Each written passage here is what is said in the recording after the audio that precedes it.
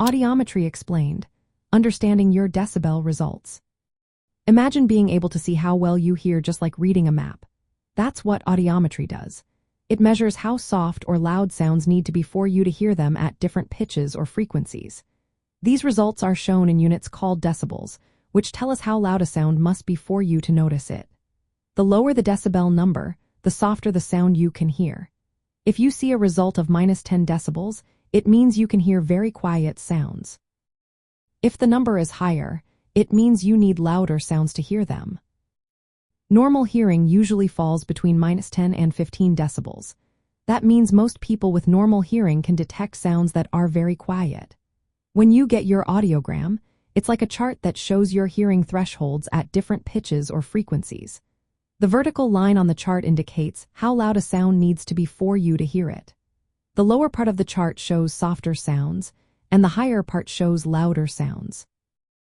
The horizontal line shows different pitches, from low sounds like a drum to high sounds like a whistle.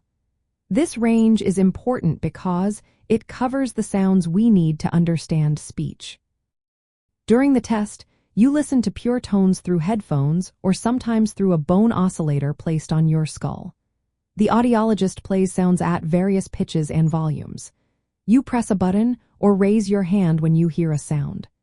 The softest sound you can detect at each pitch is recorded as your hearing threshold.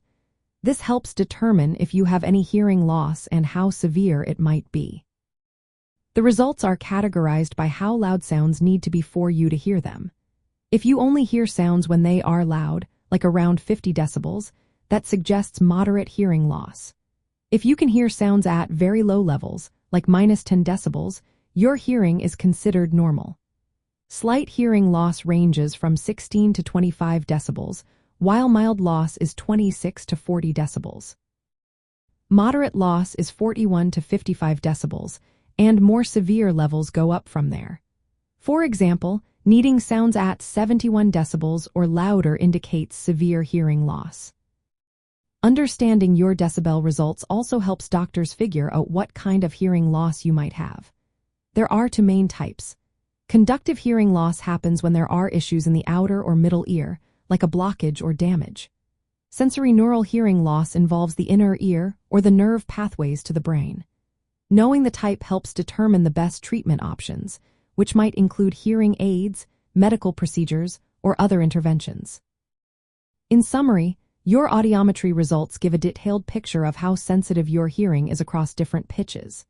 They tell us if you have hearing loss, how severe it is, and what kind of loss you might have. This information is essential for planning the right care and improving your hearing health. Remember, if you have concerns about your hearing, it's always best to consult a healthcare professional who can interpret your results and guide you toward the best options for you.